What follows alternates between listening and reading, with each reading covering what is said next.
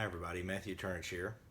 Jeff on the Calico Silver channel recently posted a video with 15 questions for Beatles fans, and I've seen a couple of responses today and thought I'd put up one of my own. So here are my answers to the 15 questions. First, red or blue? That was a hard one for me. As far as my favorite period of the Beatles, I lean more toward the later period, which would be what's on the Blue album. But after thinking over, I went with the Red album. And for a couple reasons. One, it's partly sentimental. The Red album was the very first Beatles album I ever owned, and also the Blue album. I do, as much as I love that period, there are a couple of spots in the album where it kind of, it's a little bit of a lull for me, whereas the Red album straight through top-notch stuff. So I went with that one for the first question. Question number two, U.S. or U.K. albums? I came to the Beatles post standardization of the catalog in '87, so UK albums were what I started with. It's actually really only been in more recent years that I've really started delving into the US albums some. So it's the UK albums for me. That's what I'm mostly used to, and I really like the way those are sequenced and put together. Question number three: Please Please Me or With the Beatles? I love the Please Please Me album. As you may have seen on my channel, I did a rather lengthy review of it, but actually With the Beatles to me is the better of the two. They're both great, but I feel like on this album there's a little bit of growth in the songwriting, and the covers on this are great too. So this gets the edge. All right, question number four, Abbey Road or Let It Be? Really in the last couple years, Let It Be has really grown on me. I was not that crazy about it when I first heard it years and years ago, but I've really begun to appreciate that album a bit more. But still, the winner has got to be Abbey Road, which is my favorite Beatles album, one of my all-time favorite albums. Definitely have to take it by a country mile over Let It Be. Question number five, favorite disc on the White Album? It's going to be disc one. I like a lot of the songs on disc two. It's got some favorites like Birthday and Helter Skelter and Savoy Truffle, which I think is a really underrated track. But there's so much good stuff on disc one, with Back in the USSR and Dear Prudence, Glass Onion, Obladi Oblada, While My Guitar Gently Weeps. So much good stuff on there, and really I could boil it down to disc one has Back in the USSR, disc two has Revolution Number 9, so it's got to be disc one. Number six, the most underrated Beatles album. When that topic comes up, a lot of times you will hear Beatles for Sale, which I do think has historically been a little underrated. Rachel the Music Man, I saw went with Yellow Submarine, which I thought was a really interesting choice. I'm going to pick one that's not one that's generally regarded as a bad Beatles album, but one that I think doesn't get as much praise as it deserves, and that is Help. I think it's a little overlooked because when people talk about the Beatlemania years, the one that gets the most praise is usually A Hard Day's Night, and when people talk about the growth in the songwriting and the development in the middle period, they're usually talking about Rubber Soul or Revolver, and so this album I think it's a little bit overlooked, but I really think it deserves more credit in the Beatles' development. I think there are several tracks on here that kind of prefigure where they're going with Rubber Soul when you think about songs like I've Just Seen a Face, which of course ended up on the U.S. Rubber Soul. You know, and also songs like You've Got to Hide Your Love Away. You know, I think there's a lot of growth and maturity that's starting to come through on this album. And George, I think, really starts to develop as a songwriter here. His songs on this album are really good. So Help, I think, sometimes doesn't get as much credit as it deserves. All right, question number 7. Favorite album opener, and that's going to be for me the opening track of A Hard Day's Night. Of course, that great opening chord, you gotta love it, and it's such a great early Beatles rocker. To be honest, it's probably my favorite John Lennon song. It captures so much what I love about the early Beatles period and John's songwriting. John was really, even though overall I'm more of a Paul guy, on these early albums, John is the one who's really bringing the goods a lot of the times. And I just love that song. All right, next up, number 8. Favorite cover song.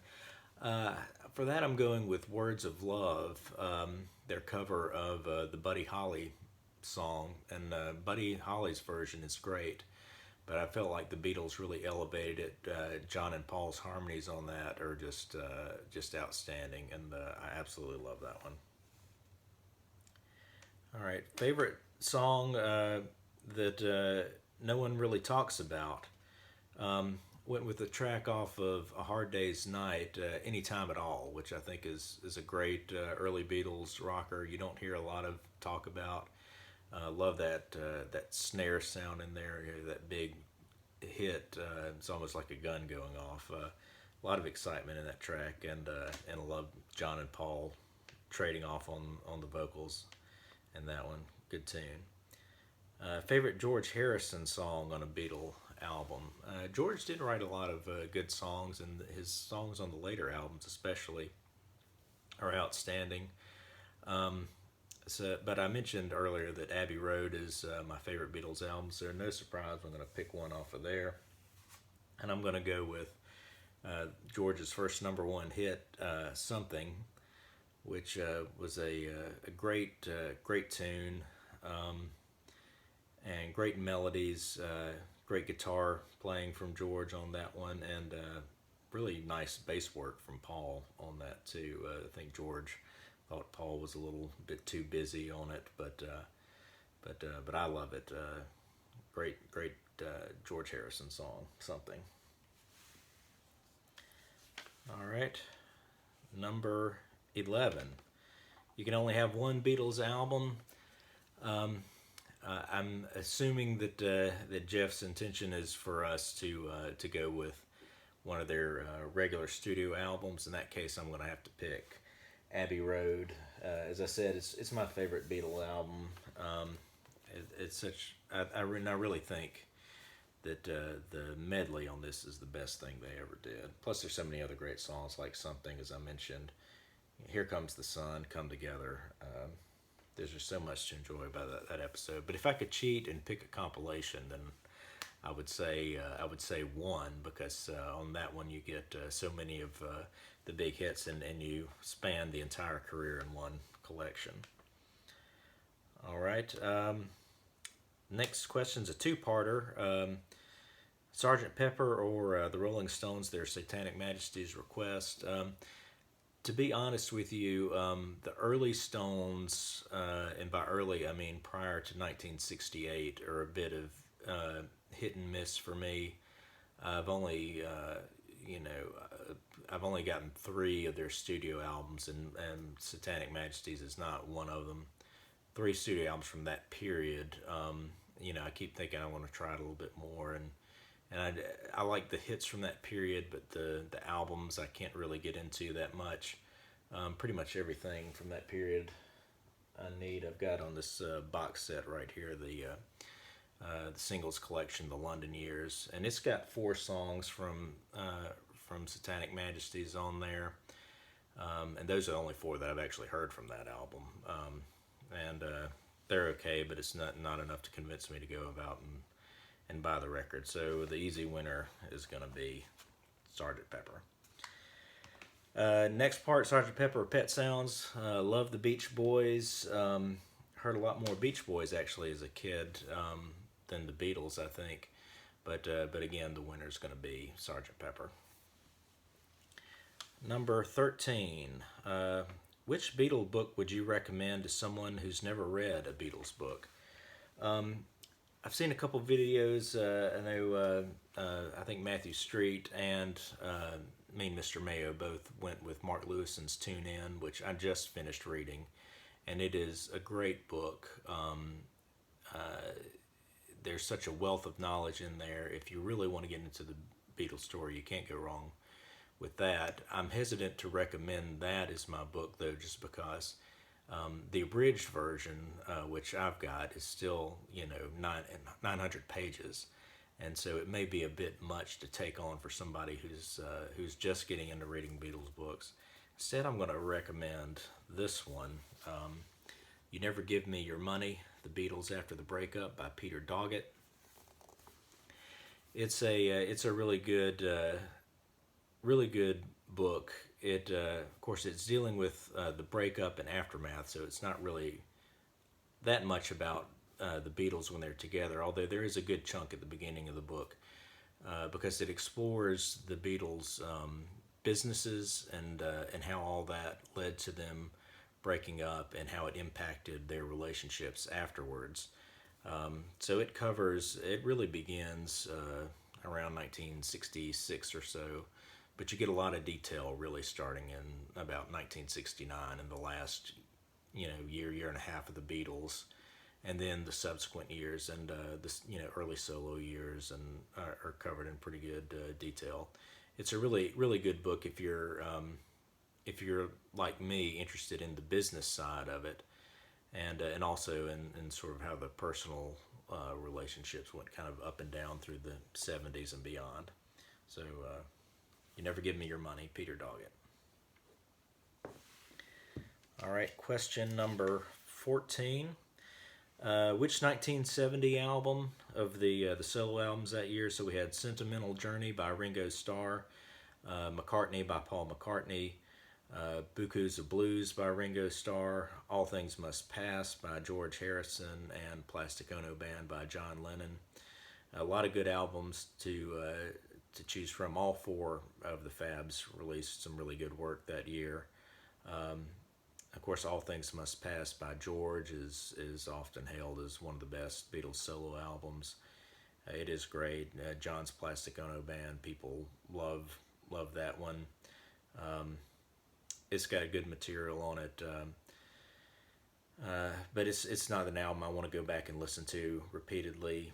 Ringo's albums are both good. I actually, as far as the standards albums go, I'd take Sentimental Journey over Paul's Kisses on the Bottom any day. But of the bunch, for me, the winner is McCartney, Paul's solo debut. It's an outstanding album. I love the homemade nature of it. I love the instrumentals on it, and it's some great rockin' stuff on there too. Ooh You is such a great song on here too. Of course, the classic is Maybe I'm Amazed. Every Night. I mean, so many great ones on that. It's one of my favorites by Paul or any of the solo Beatles. And then the last question, which Badfinger album that was released on Apple Records would you pick? I'm going to have to take a pass on this one, to be honest. I've never really listened to a whole lot of Badfinger. So if anybody wants to recommend a Badfinger album for me, or even recommend a good Badfinger compilation to really get a sampling of them, please let me know in the comments.